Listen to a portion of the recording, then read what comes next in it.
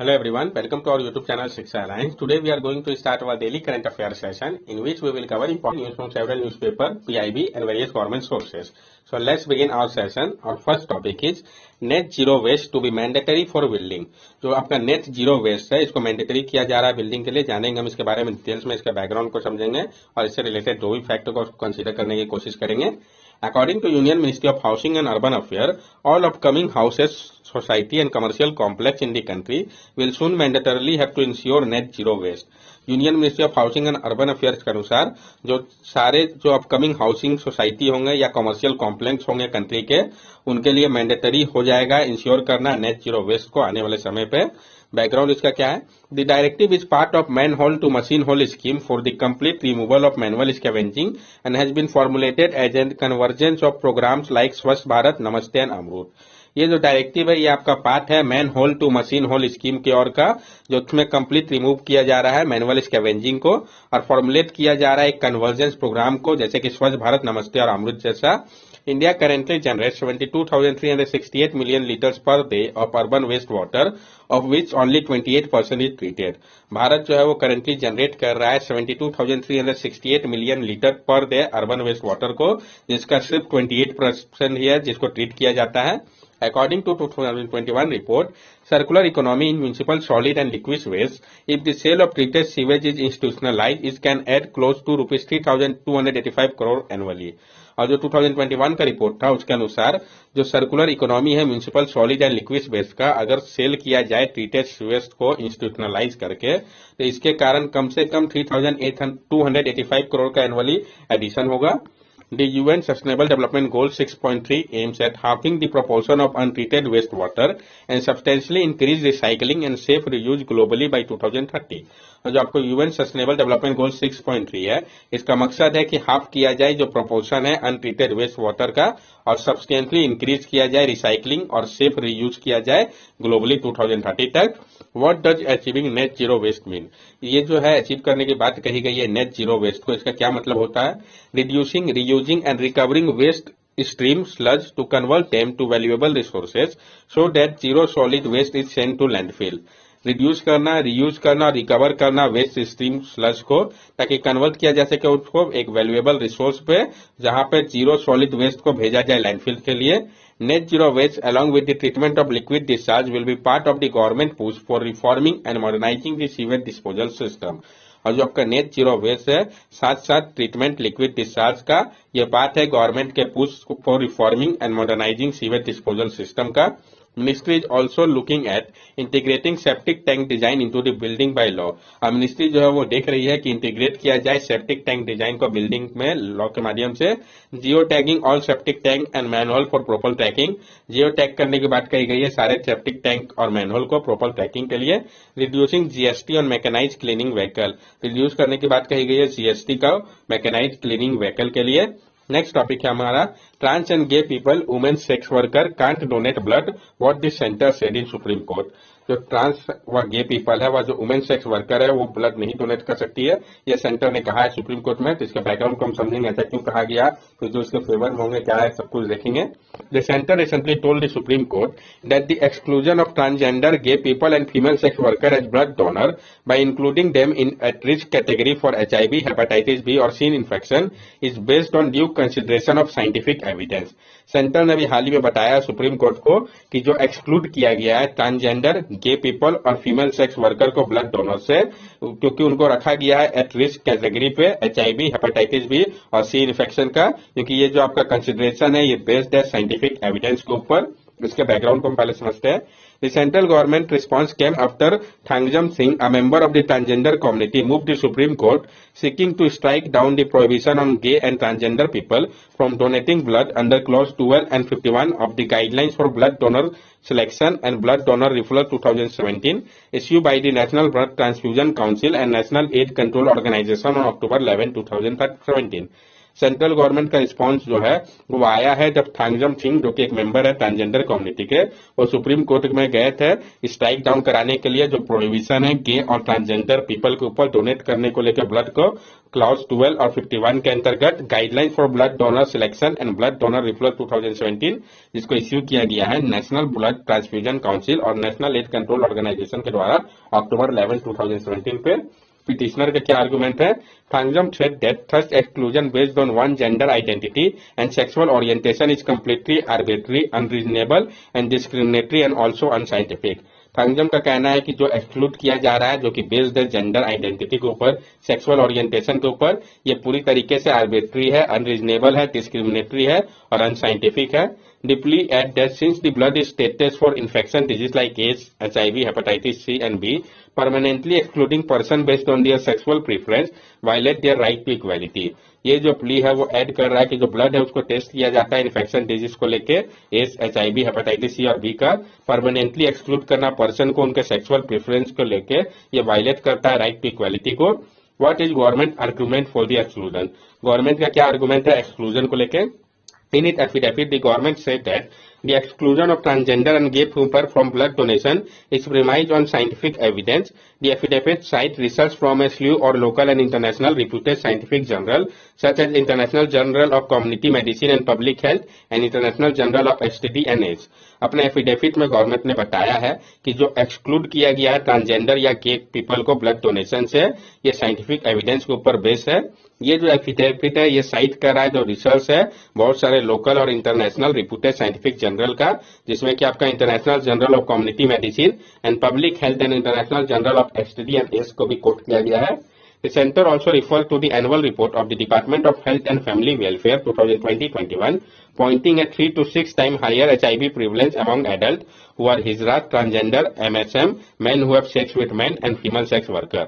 और सेंटर ने रिफर किया है जो annual report department of health and family welfare का 2020-21 का, जो पॉइंट किया गया है कि 3 से 6 टाइम हायर हो जाता है HIV प्रिवलेंट जो एडल्ट है, जो कि हिजरा व ट्रांसजेंडर व मेन जो कि सेक्स पार्टनर भी मेन हो या फीमेल सेक्स वर्कर है उन पे रिलेटेड. इससे न्यूज तो और भी आया था. तो children of lesbian gay parent do not necessarily become lesbian gay, supreme court inform government. जो चिल्ड्रन है लेस्बियन के गे पेरेंट के वो नेसेसरली लेस्बियन या गे हो ये नहीं होगा, सुप्रीम कोर्ट ने इन्फॉर्म किया था गवर्नमेंट को. तो इसके बारे में हम समझते हैं. Growing up with lesbian or gay parent will not necessarily make a child lesbian or gay. Supreme Court confronted the government concern about the psychological impact same sex marriage may have on children. Grow करके lesbian या gay parents के साथ ये जरूरी नहीं है कि जो चाइल्ड है वो भी लेस्बियन या गे हो. सुप्रीम कोर्ट ने कन्फ्रंट किया गवर्नमेंट के कंसर्न को, साइकोलॉजिकल जो इम्पैक्ट है सेम सेक्स मैरिज को लेकर चिल्ड्रन के ऊपर.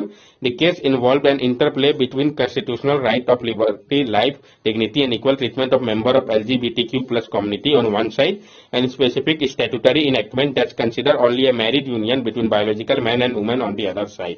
और ये जो केस है ये इन्वॉल्व कर रहा है इंटरप्ले को जो constitutional right of life, liberty, dignity और इक्वल ट्रीटमेंट है member of LGBTQ plus community का एक तरफ, दूसरी तरफ तो आपका स्पेसिफिक स्टैट्यूटरी इनएक्टमेंट है जो कंसीडर करता है कि सिर्फ जो मैरिड यूनियन है बायोलॉजिकल मैन और वुमेन के बीच में हो. नेक्स्ट टॉपिक है हमारा IPES report highlight global hunger crisis एमिड high depth. जो IPES का रिपोर्ट है ये हाईलाइट कर रहा है जो ग्लोबल हंगर क्राइसिस है हाई डेप्थ के कारण, तो इसको हम समझेंगे. According to a special report by the IPES Food, at least 21 countries were nearing catastrophic level of both debt, distress and rising hunger in 2022. ये जो स्पेशल रिपोर्ट है आपका IPES फूड का, इसके अनुसार कम से कम 21 कंट्रीज ऐसे हैं जो कि नियरिंग कैटास्ट्रोफिक लेवल पे है, दोनों ही डेप्थ, डिस्ट्रेस और राइजिंग हंगर के लिए 2022 पे. International panel of export and sustainable food system IPES food since 2015, this diverse and independent panel of expert has uniquely shaped the debate on global food system reform through policy oriented research and direct engagement with policy process. जो आपका international panel of export और sustainable food system है IPES food 2015 से ही diverse और independent panel of expert के मदद से uniquely shape कर रहे हैं जो डिबेट है आपका ग्लोबल फूड सिस्टम रिफॉर्म को लेके, पॉलिसी ओरिएंटेड रिसर्च और direct engagement with policy process के साथ जुड़े हुए हैं. Highlight of the report breaking the cycle of unsustainable food system hunger and डेप्थ. हाईलाइट क्या है इस रिपोर्ट का, इसमें कहा गया है कि ब्रेक किया जाए जो साइकिल है आपका अनसस्टेनेबल फूड सिस्टम, हंगर और डेप्थ का। ग्लोबल पब्लिक डेप्थ was at higher level in almost 60 years and country were having to choose between repaying डेप्थ एंड फीडिंग पीपल। जो ग्लोबल पब्लिक डेप्थ है आपका वो हायर लेवल पे है ऑलमोस्ट 60 ईयर का, और कंट्रीज जो है उनको चूज करना पड़ रहा है रिपेइंग डेप्थ और फीडिंग पीपल के बीच में। 21 countries including Afghanistan, Cameroon, Ethiopia, Haiti and Sri Lanka were near catastrophic level of both debt distress and rising hunger। 21 countries जो है आपका, जिसमें Afghanistan, Cameroon, Ethiopia, Haiti, Sri Lanka जैसे वो नियरली आपका कैटास्ट्रॉफिक लेवल पे है, दोनों ही डेप्थ डिस्ट्रेस और राइजिंग हंगर का। This is even when record high food price have receded currently a year after Russian war on Ukraine. और ये जो आपका रिकॉर्ड हाई फूड प्राइस जो वो रिसीड किया अभी हाल फिलहाल में ईयर हो चुका है आपका रशिया यूक्रेन वॉर को लेके। About 60% of low income country and 30% of middle income countries were consider at high risk of depth distress. 60% जो लो इनकम कंट्री और 30% मिडिल इनकम कंट्री जो है माना जा रहा है कि वो हाई रिस्क में है डेप्थ डिस्ट्रेस के। The world poorest countries saw the cost of servicing their debt increase by 35% in 2022। जो वर्ल्ड का पुअरेस्ट कंट्री है उसने देखा है जो कॉस्ट है सर्विसिंग का उनका डेप्ट का वो बढ़ा है 35% तक 2022 पे। They paid 47% of external debt payment to private lender, 12% to China, 14% to other government, and the remaining to multilateral institution like IMF। उन्होंने पे किया है 47% external debt payment private lender को, 12% चाइना को, 14% अदर गवर्नमेंट एंड रिमेनिंग जो है आपका multinational institution हो गया जैसे कि IMF हो गया, इन सबको पे किया गया है। On India several countries are now struck in what has been describe as a fertiliser trap. और अगर आप भारत की बात करें तो बहुत सारे कंट्री जो है वो अब स्ट्रक हो गए हैं जिसको डिस्क्राइब किया गया फर्टिलाइजर ट्रैप के तौर पे।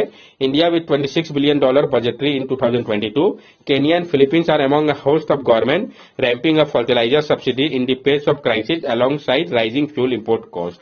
इंडिया जिसका $26 बिलियन का बजटरी था 2022 पे, केनिया और फिलीपींस जो है वो होस्ट है गवर्नमेंट का जो कि रैंप अप कर रहा है फर्टिलाइजर सब्सिडी को देखते हुए क्राइसिस को और राइजिंग फ्यूल इंपोर्ट कॉस्ट के कारण।